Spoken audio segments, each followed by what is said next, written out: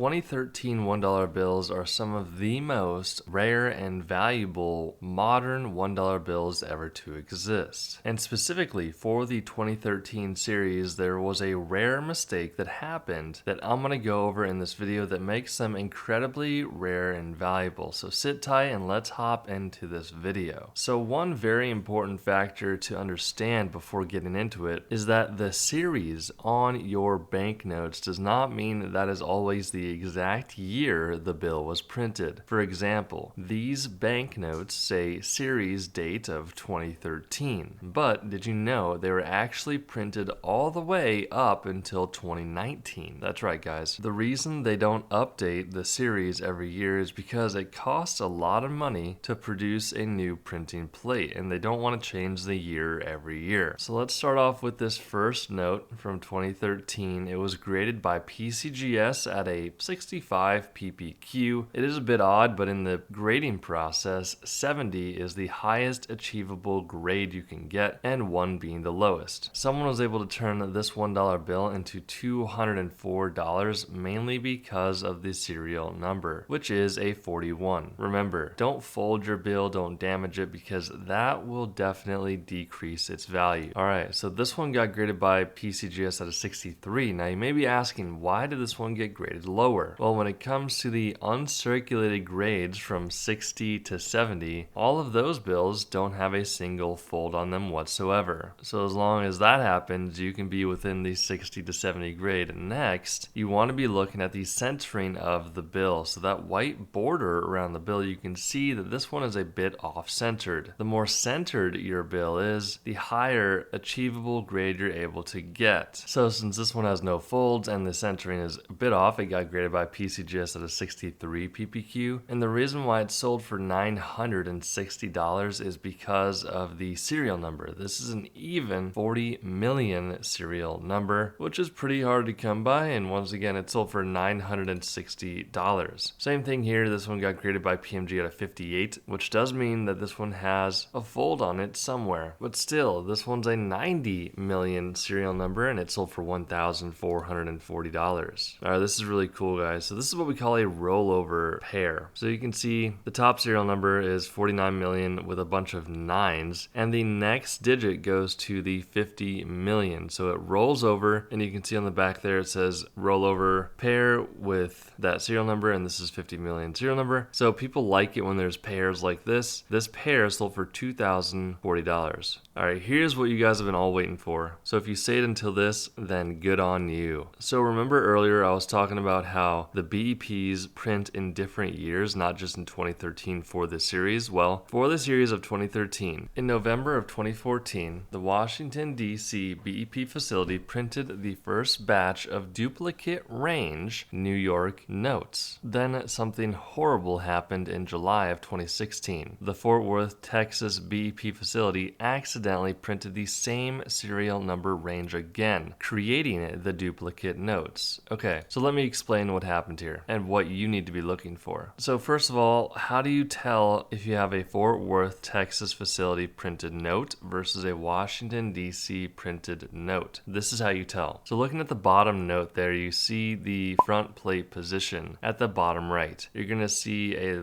larger letter followed by a number. And before that, you're going to see a small FW.